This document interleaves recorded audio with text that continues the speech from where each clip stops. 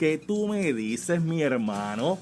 Que empleados públicos que nunca dejaron de cobrar su cheque a pesar que el gobierno no estaba funcionando, pudieron haber defraudado al PUA, al Pandemic Unemployment Assistance.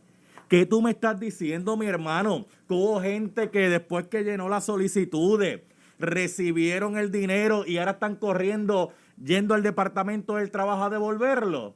Vamos a hablar de eso en el programa, porque si lo cogieron a sabiendas que no cualificaban, si devuelvo los chavos, aquí no ha pasado nada. No es tan sencillo como eso.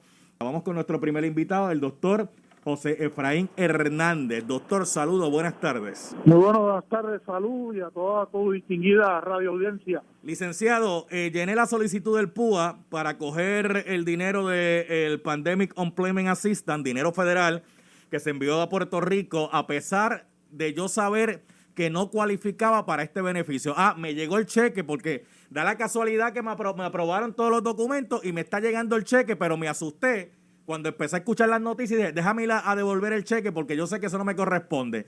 Eso me libera a mí de responsabilidad, eso me libera de que las autoridades me puedan radicar cargos por yo haber mentido a sabiendas en una solicitud del gobierno.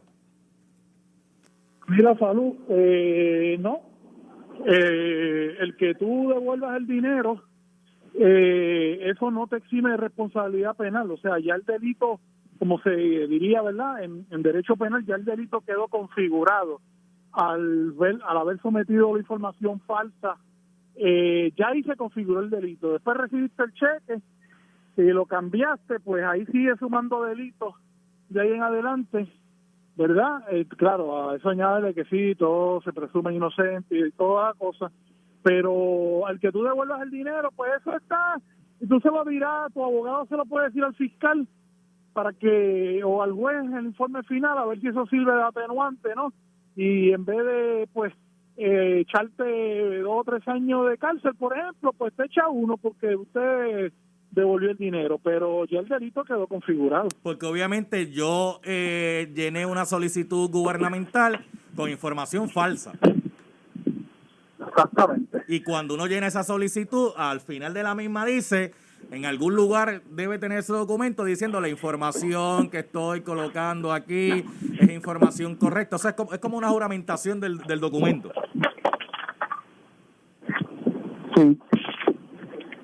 Oiga, No tan solo eso. Ajá.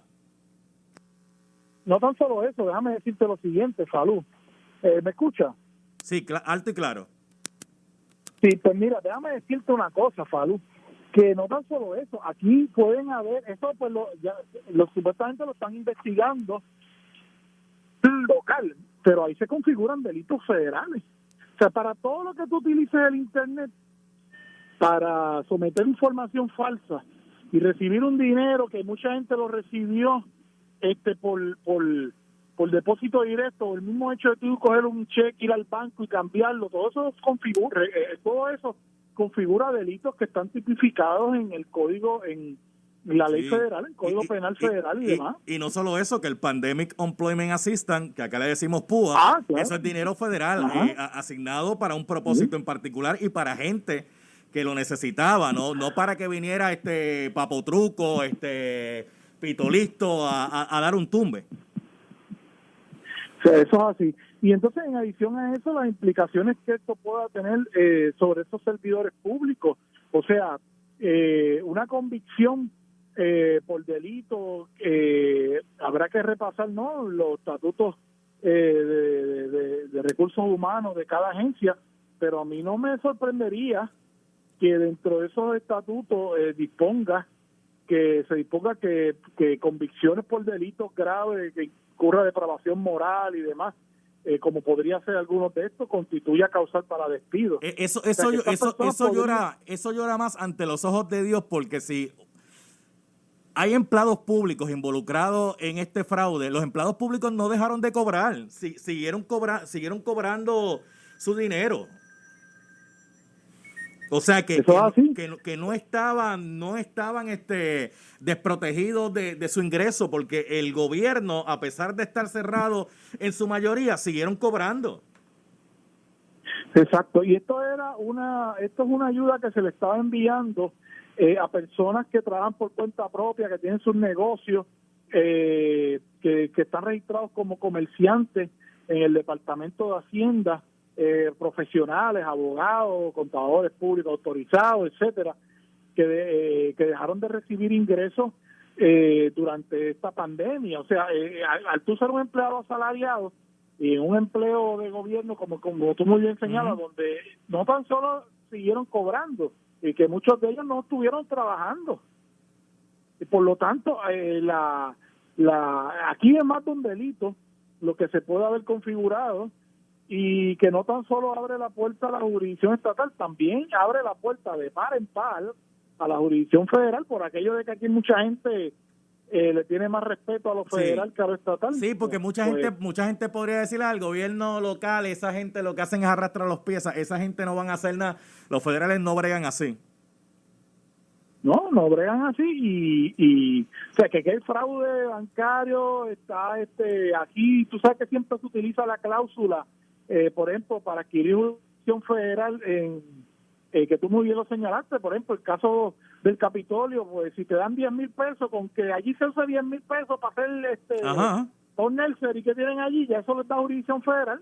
O sea, y aquí claramente, lo que te dije, da pie a que puedan haber acusaciones a nivel federal. ¿Sabe lo que duele de esto? Transacciones electrónicas, uso de internet para cometer fraude, olvídate. Lo que duele de esto es que mucha gente recibió los chavos, recibió el beneficio sin necesitarlo y sin merecerlo, mientras había gente sufriendo, llorando, que no habían que no habían ni un peso. O sea, a Papotruco le llegó los chavos, a Tito Listo le llegaron los chavos, pero el que realmente lo necesitaba ese vio las de Caín para ver un peso.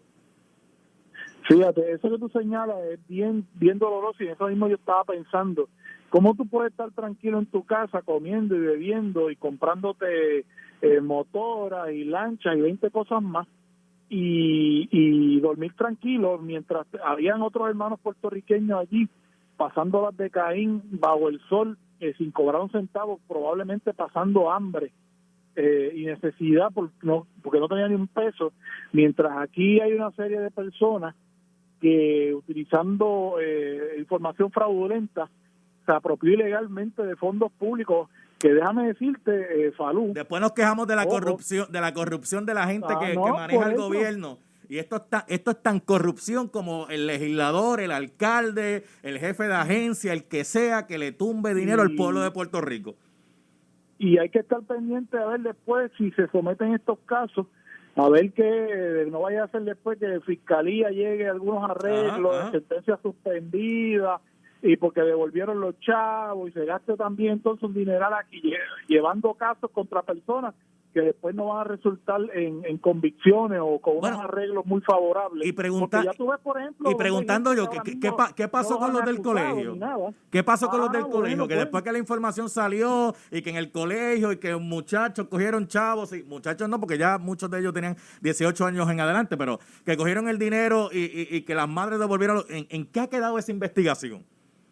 Bueno, eso es tremenda pregunta, Falú, porque fíjate, como yo he visto que ha salido a relucir casos de gente que ha ido a cambiar cheques de púa a los bancos, y los otros días salió alguien de Sabana Seca, que es un barrio de Toa Baja, y eso sí los han arrestado y les han metido y les han impuesto fianzas que no han podido prestar y están presos. Y sin embargo hay otros casos que donde aparentemente, ¿verdad?, se ha alegado que han hecho lo mismo y que provienen supuestamente de sectores privilegiados, y a eso pues no le ha pasado nada, y ese es el tipo de cosas que va minando la credibilidad del pueblo sobre sus instituciones, porque entonces fijan, como decía un abogado que escribió el libro de apellido Macio, te decía que la justicia es una peja flaca que solo muerde al pobre. Y eso es lo que se debe de evitar. Doctor José Efraín Hernández, licenciado, gracias por haber estado un ratito acá en el programa, muy amable.